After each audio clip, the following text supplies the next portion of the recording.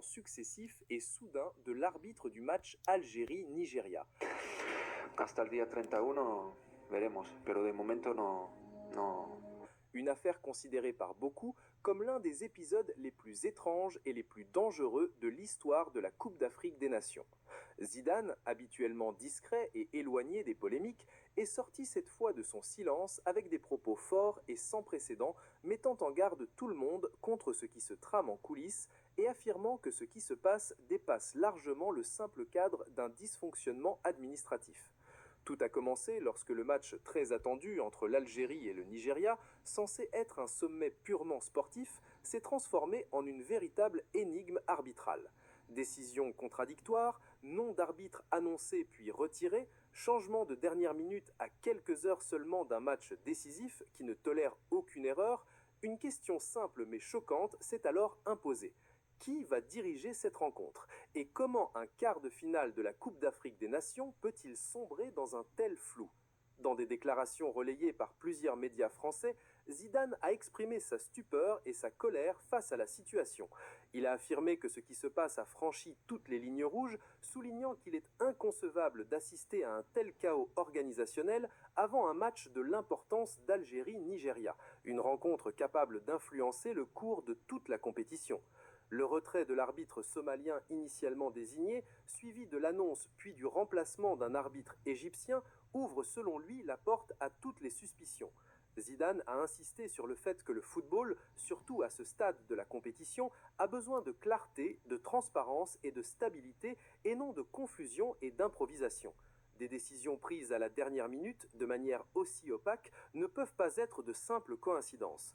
Selon lui, tout supporter algérien, et même tout observateur neutre, est en droit de s'interroger sur l'existence de manœuvres cachées, car le football ne se joue pas seulement sur le terrain, mais aussi dans les bureaux. Fort de son immense expérience au plus haut niveau mondial, Zidane a expliqué qu'il connaît bien les coulisses du football et sait que ce qui ne se voit pas est parfois plus dangereux que ce qui se passe sur le terrain. Il a affirmé que ce genre de pratique nuit gravement à l'image du football africain et à la crédibilité de ses institutions, en particulier lorsqu'elles se répètent dans des matchs sensibles impliquant toujours les mêmes équipes. Il a également évoqué d'autres exemples récents, notamment le match Maroc-Cameroun, où l'arbitre a été changé après une contestation officielle de la fédération marocaine. Une situation qui soulève une question cruciale: depuis quand les fédérations nationales peuvent-elles directement influencer les décisions de la commission des arbitres? Et si une simple protestation suffit à modifier une désignation, à quoi servent alors les règlements et les commissions censés garantir l'équité?